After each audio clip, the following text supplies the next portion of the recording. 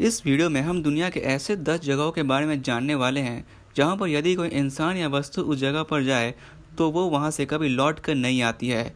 और एक तरह से हम ये भी कह सकते हैं कि इन जगहों पर किसी परग्रही जीव या किसी सुपरनैचुरल पावर काम करती है जो इंसानों से बिल्कुल परे है।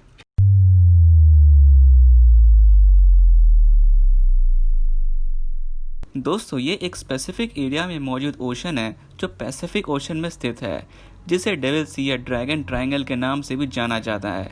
इस जगह को योगानी मॉन्यूमेंट के नाम से जाना जाता है क्योंकि इस जगह पर ठीक 100 किलोमीटर गहरे पानी के अंदर एक रहस्यमय शहर है जो हज़ारों टन के पत्थर से बना हुआ है। और अगर हम इनके आर्किटेक्चर को देखें तो ये हम देख सकते हैं कि इनके स्कल्पचर कितनी प्रिसाइसली बने हुए हैं और स्टोन्स की कटिंग एग्जैक्टली 90 डिग्रीज है। जब जापानीज नेवी आर्मी को इन सब चीज़ों के बारे में पता चला तब उन्होंने एक रोबोट को पानी के अंदर भेजकर देखना चाहा कि अंदर क्या है। रोबोट ने देखा कि पानी के अंदर एक पूरी सिटी के साथ ही साथ गहरे पानी के अंदर बड़े बड़े पिरामिड्स मौजूद हैं जो एक स्पेसिफिक कोऑर्डिनेट्स पर रखे हुए थे। जब उस रोबोट ने और डीपली जानने की कोशिश की तब नेवी आर्मी का अचानक से रोबोट से कांटेक्ट टूट गया और मिस्टीरियसली तरीके से वो रोबोट वहाँ से गायब हो गया। दोस्तों, बरमूडा ट्रायंगल के जैसे इस जगह पर भी एयरप्लेन्स, बोट, स्विमर्स और बड़े बड़े शिप्स रहस्यमय तरीके से गायब हो जाते हैं। इन सभी चीज़ों को देखते हुए जापानीज अथॉरिटी ने डेविल ट्रायंगल के एरिया को कम्प्लीटली सीज कर दिया है जिससे उस जगह पर कोई भी ना जा पाए।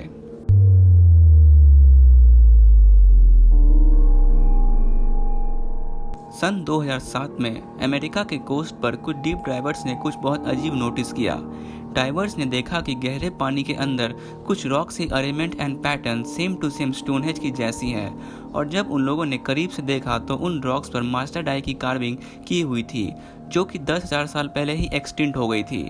इसका ये मतलब हुआ कि ये कार्विंग 10,000 साल पहले की है और इसका ये भी मतलब हुआ कि ये रेप्लिका स्टोनहेंज की इस पानी में 10,000 साल से यहीं पर है। इस जगह को यूएस अथॉरिटीज़ के द्वारा सीक्रेट रखा गया है जिससे ये एक टूरिस्ट स्पॉट ना बन जाए। इसके साथ ही साथ ये भी माना जाता है कि इस जगह पर गहरे समुद्र के अंदर करीब 30,000 लोगों की कंकाल पड़ी हुई हैं जो कि आज तक अनसॉल्व है कि इतने सारे स्केलेटन्स यहाँ पर कैसे आए। हो सकता है कि आप ये सोच रहे हो कि नाव डूब जाने से ये घटना हुई हो, मगर उस एरिया में आज तक कभी भी कोई बोट या प्लेन नहीं श्रिंक किया है।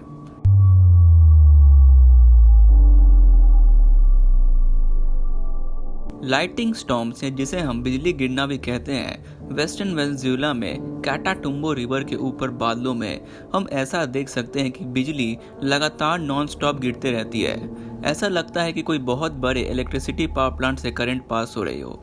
जैसे ही शाम के 7 बजते हैं और अगले 10 घंटे तक उस जगह पर बिजली नॉन स्टॉप गिरते रहती है और बारिश की एक बूंद भी नहीं होती है उस जगह पर। ये लाइटिंग स्टॉर्म से बिजली डेली गिरना एक ही समय पर एक ही लोकेशन पर ये कैसे मुमकिन है, इसका जवाब अभी तक कोई नहीं दे पाया है।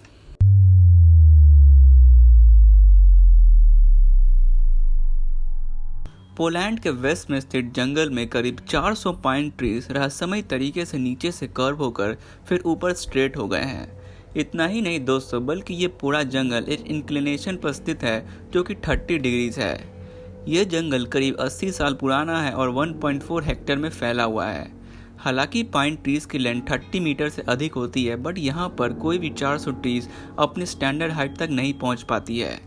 कुछ पुराने वहाँ के रहने वाले लोगों का ये मानना है कि बहुत साल पहले इस जगह पर एक चुड़ैल रहती थी और वो इस जगह पर अनजान ताकतों से बात करती थी।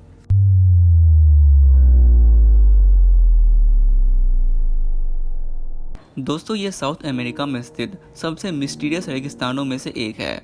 इस डेजर्ट पर हम कुछ हाईली एक्यूरेट सिंबल्स को देख सकते हैं जो ऐसा मानो किसी को वो कुछ दिखाना या बताना चाह रही हो जो कोई भी आसमान में हो। साइंटिस्ट का ये मानना है कि यह लाइन सन 3000 AD में बनी थी और ये अभी तक इस जगह पर है। इस जगह पर 70 से भी ज़्यादा ऐसे सिंबल्स हैं जो प्लैनेट्स, एनिमल्स, प्लांट्स, इंसेक्ट को दर्शा रही होती है। ये सिंबल्स इतने ज़्यादा एक्यूरेट है कि आज के ज़माने में ऐसे मॉडर्न टेक्नोलॉजी से ही ये बनाना पॉसिबल है, लेकिन हज़ारों साल पहले ये ज्योमेट्रिकल स्टेप्स कोई कैसे बना सकता है बिना किसी टूल या बिना इंक्लिनेशन देखते हुए। दोस्तों, इन सिंबल्स को ज़मीन पर रहकर देखना इम्पॉसिबल है। सबसे सही और एक्यूरेट तरीका इन नाज़का लाइंस को देखने के लिए वो है aerial view. Nazca lines and pattern अपने में ही एक मिस्टीरियस थ्योरी बतलाती है। ये कहाँ से आया, ये किसने बनाया, इसे बनाने की ज़रूरत क्या पड़ी, कि पूरी मिस्ट्री आज तक अनसॉल्व्ड है।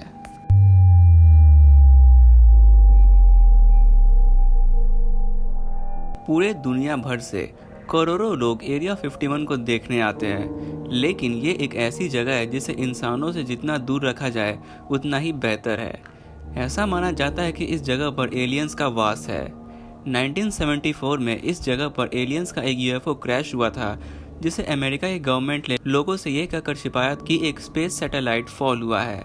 एरिया 51 में बहुत सारे मिस्टीरियस राज छुपे हैं जो हमें यह बतलाती है कि एलियंस का अर्थ से क्या कनेक्शन है। दोस्तों, ये जगह इतनी ज़्यादा प्राइवेट है कि यहाँ के सोल्जर्स को फ्री हैंड दे दिया गया है कि कोई भी अगर इस एरिया में दिखे तो उसे बिना समय गवाए शूट कर दे। इस जगह पर बहुत सारे एलियंस यूएफओ को देखा गया है और एरिया 51 ऐसा माना जाता है कि इस जगह पर एलियंस की डेड बॉडी को कंजर्व करके रखा गया है।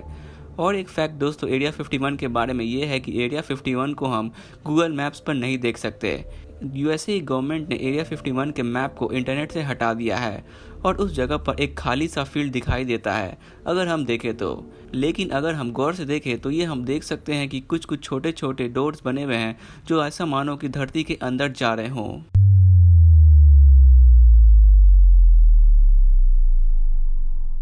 163 किलोमीटर स्क्वायर में फैला हुआ ये एक आइलैंड है जो अपने में ही एक पैराडॉक्स पैदा करता है। साउथ पैसिफिक में स्थित ये एक ऐसी जगह है जहां पर दुनिया भर से लोग और टूरिस्ट आना पसंद करते हैं। ये पूरी जगह मोआई के स्टैचू से भरी पड़ी है, जो कि सोचने वाली बात है कि इतने बड़े बड़े स्कल्पचर्स बीच आइलैंड में कहां से आए। ईस्टर आइलैंड की सबसे क्लोजेस्ट टापू 3700 किलोमीटर दूर है।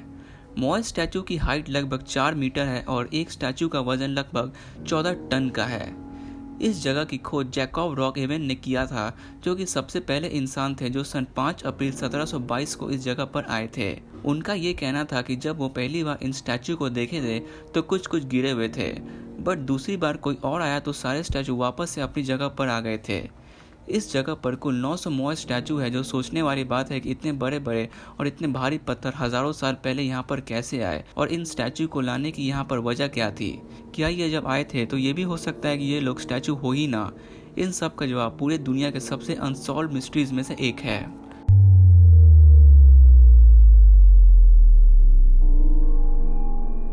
अफ्रीका के नामिब डेजर्ट में कुछ ऐसा नेचुरल फेनोमेनन होता है जिसे कोई क्या कहे खुद नहीं पता। इस रेगिस्तान में घास सर्कल के पैटर्न में ग्रो होती है, जो सोचने वाली बात है कि सर्कल ही क्यों, रेक्टेंगल, स्क्वायर, ट्रायंगल या फिर रैंडम ही क्यों नहीं। इस मिस्टीरियस पैटर्न्स को फेरी सर्कल्स के नाम से जाना जाता है, जो कि जगह जगह पर इस एरिया में दिखाई देती है। फेरी सर्कल्स पोल्का डॉट ड्रेस के डिज़ाइन की तरह दिखता है, जो कि लगभग इक्वल स्पेसिंग डिस्टेंस पर ग्रो होते रहती है। एक और बात जो इस जगह को बहुत ही क्रीपी बनाती है वो ये है कि इस जगह पर कोई भी इलेक्ट्रॉनिक डिवाइस काम नहीं करता है। इस जगह पर यदि कोई इंसान जाए तो उसे ऐसी फीलिंग आएगी जैसे उसका वेट इंक्रीज हो गया है।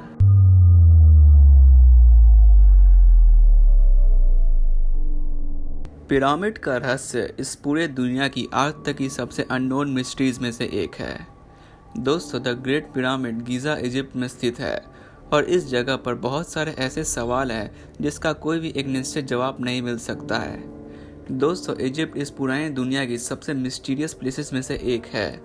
आज से करीब 4000 साल पहले इजिप्शियन लोग यहाँ रहा करते थे।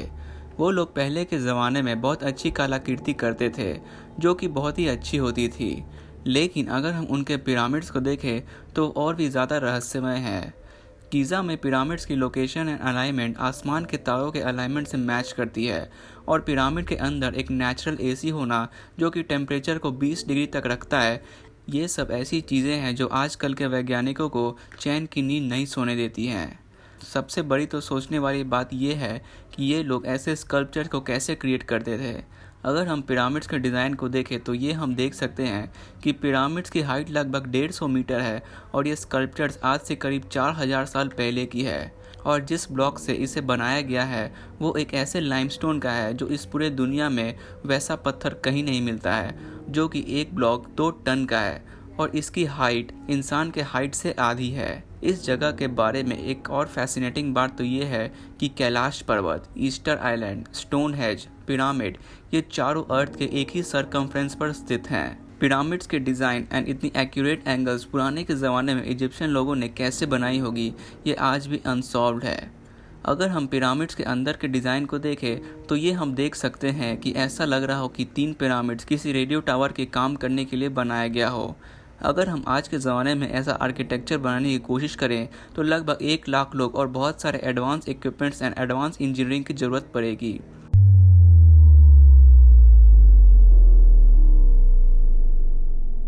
मार्फा लाइट्स, जिसे मार्फा घोस्ट लाइट भी कहा जाता है, इसे यूनाइटेड स्टेट्स के रूट 67 में देखा गया था।